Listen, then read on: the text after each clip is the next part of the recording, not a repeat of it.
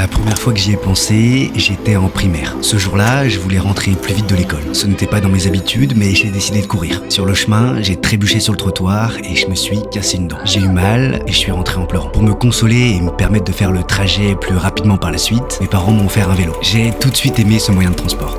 Dans notre jardin, il y avait un noisetier. J'aimais les noisettes autant que le vélo. J'ai commencé à en faire des cakes et très vite, j'ai décidé de les vendre. Je les ai livrés à mes voisins, puis dans tout le village. Sans le vélo, la plupart de ces maisons n'auraient pas été accessibles. Et grâce à ce petit trésor amassé au fil des livraisons, j'ai pu m'acheter mon premier appareil photo. Quelques mois plus tard, j'étais allongé dans l'herbe, heureux entre deux photos, et j'ai repensé à ce jour où je suis rentré en courant. Est-ce que si je n'avais pas couru, je ne me serais pas cassé une dent? Sans dents cassées, je n'aurais pas eu de vélo, et sans vélo, je n'aurais pas pu vendre ces cakes aux noisettes. Et sans ces ventes, je n'aurais pas pu m'acheter cet appareil photo. Je me souviens être resté coincé sur cette question. Est-ce que je n'aurais jamais eu de vélo? Ou alors l'aurais-je eu plus tard? Ce phénomène ne m'a jamais quitté. J'y ai souvent repensé les années qui ont suivi. Est-ce que mes passions, qui à l'instant de ce moment allongé sur l'herbe étaient le vélo et la photo, auraient été différentes si je n'avais pas couru? Et donc plus tard, ma vie aurait-elle été complètement différente? Ou alors est-ce que j'aurais eu le vélo dans tous les cas, un peu plus tard, en ayant juste pu éviter la douleur de la dent cassée?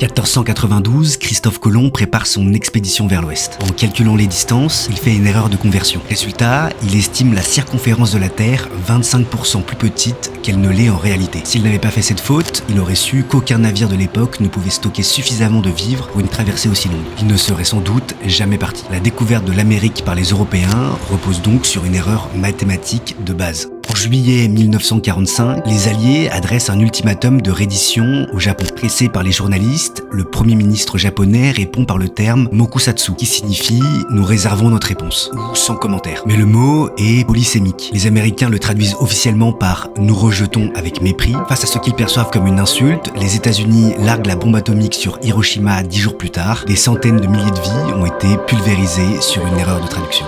Le 9 novembre 1989, le porte-parole est-allemand Günther Schabowski tient une conférence de presse de routine. On lui a glissé une note complexe concernant un assouplissement futur des règles de voyage qu'il n'a pas eu le temps d'étudier. Il l'annonce de manière confuse. Un journaliste demande quand cette mesure entre en vigueur. Schabowski baisse les yeux sur ses papiers, hésite et lâche. Pour autant que je sache, immédiatement, sans délai. L'information passe en direct à la télévision et dans l'heure, des dizaines de milliers de Berlinois se massent aux postes frontières. Les gardes dépassés et sans ordre clair finissent par ouvrir les barrières. Le rideau de fer et la guerre froide se sont effondrés parce qu'un homme fatigué a mal lu une note.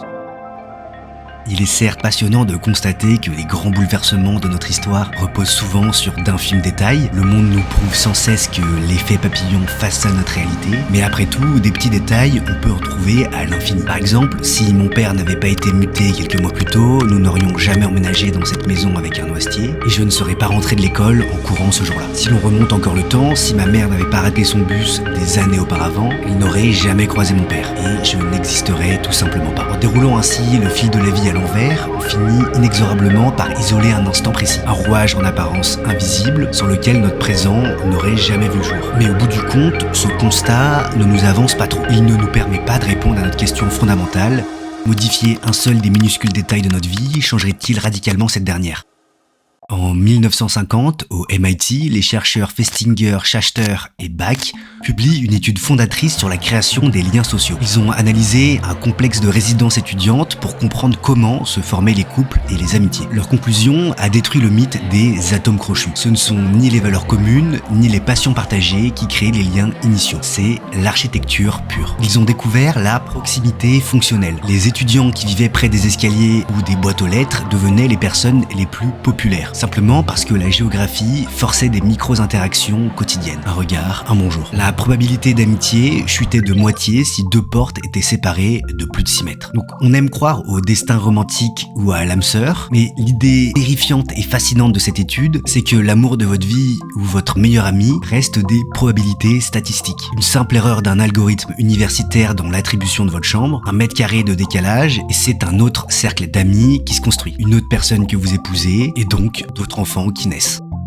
En 1973, le sociologue Mark Granovetter publie l'un des articles les plus cités de l'histoire des sciences sociales, The Strength of Weak Ties. Il cherche à comprendre comment les gens trouvent les opportunités qui bouleversent leur vie. Le job de leur rêve, un investisseur, un mentor. L'instinct nous dicte que nos proches, nos liens forts, vont nous aider. Granovetter prouve mathématiquement l'inverse. Vos amis proches connaissent les mêmes personnes et ont les mêmes informations que vous. C'est un écosystème fermé. Les véritables séismes dans une vie proviennent presque exclusivement de vos liens faibles. Une ancienne collègue perdue de vue, le cousin d'un ami croisé à un barbecue, ou la personne assise à la place 3B dans votre avion. Eux seuls agissent comme des ponts vers des univers sociaux que vous ne connaissez pas. Cela signifie que les points de bascule de notre existence ne se préparent pas dans l'intimité mais dans l'anonymat. Changer sa place dans un avion au dernier moment, c'est remplacer le lien faible qui allait peut-être vous offrir un poste à New York par un passager qui dormira tout le trajet.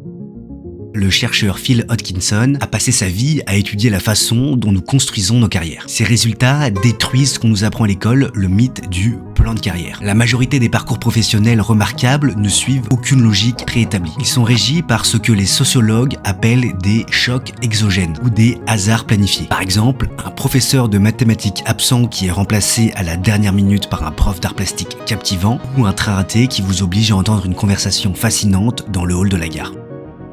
Et le hasard d'un instant T, cette petite variable qu'on pourrait changer sur un événement, cet effet papillon va encore plus loin. La psychologue Sigal Barsad a modélisé l'effet papillon émotionnel au sein des groupes humains, un phénomène lié à nos neurones miroirs. Les études montrent que si un manager retient la porte de l'ascenseur avec un véritable sourire à 8h du matin, il déclenche une microsécrétion d'ocytocine chez son employé. Cet employé, apaisé, se montrera neurologiquement plus ouvert lors d'une réunion à 10h, et ce qui permettra peut-être de débloquer un conflit complexe avec un client. A l'inverse, un simple soupir d'agacement peut suffire à gripper un projet entier. Donc nous ne sommes pas des systèmes isolés. Nous sommes pour l'humeur massacrante que vous transmet un inconnu dans le métro. Vous allez la transmettre à votre copain ou copine le soir, ce qui modifiera peut-être l'issue d'une discussion vitale pour votre couple. Les petits détails n'affectent pas seulement notre trajectoire, ils affectent qui nous sommes à un instant T.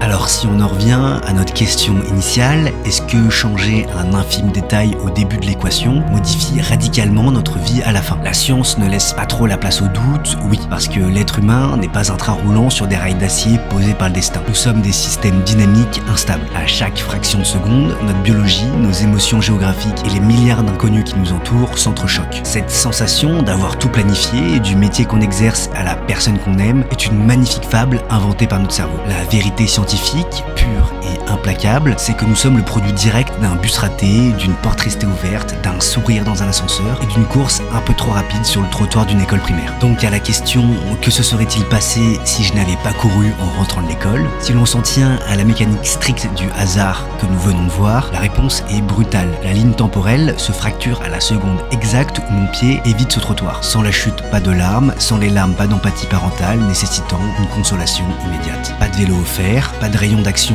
élargi pour vendre mes cakes et donc pas d'appareil photo.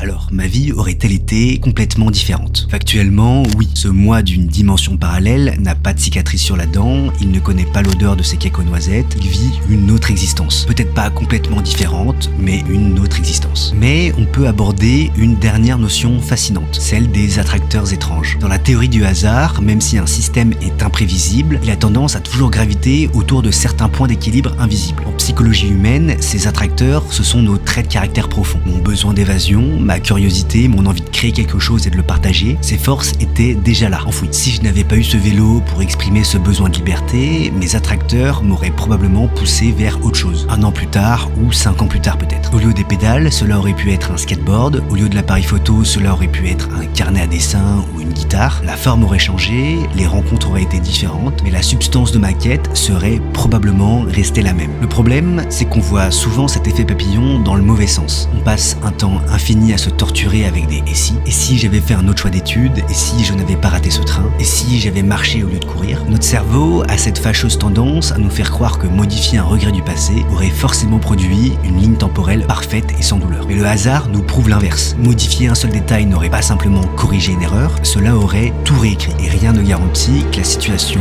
aurait été meilleure.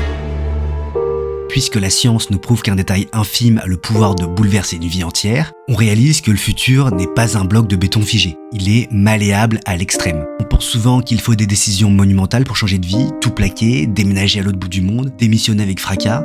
Mais le chaos-déterminisme, le hasard, nous apprend exactement l'inverse. L'action la plus insignifiante qu'on fera aujourd'hui possède un véritable pouvoir. Dire oui à une invitation de dernière minute qu'on aurait déclinée, envoyer ce message qu'on repousse, ou simplement changer de trottoir en rentrant chez soi ce soir, on n'a pas besoin de révolutionner son existence pour modifier sa trajectoire. On a juste besoin d'insérer un nouveau battement d'aile. Savoir que le moindre détail compte, ce n'est pas angoissant, c'est libérateur. C'est dans cette incertitude que réside la véritable beauté du futur. On s'angoisse souvent de ne pas savoir exactement où on sera dans 1 an, dans 5 ans ou dans 10 ans. On cherche à tout prix à baliser le chemin pour se rassurer. Mais si on y réfléchit, une vie où chaque étape serait connue d'avance, parfaitement prévisible et sans la moindre surprise, serait d'une tristesse absolue.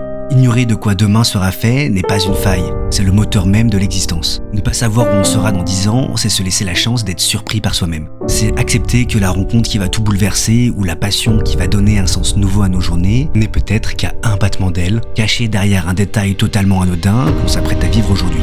L'inconnu n'est plus un vide effrayant à combler, c'est un espace de liberté absolue. Alors soyez ouverts et vivez votre vie à fond.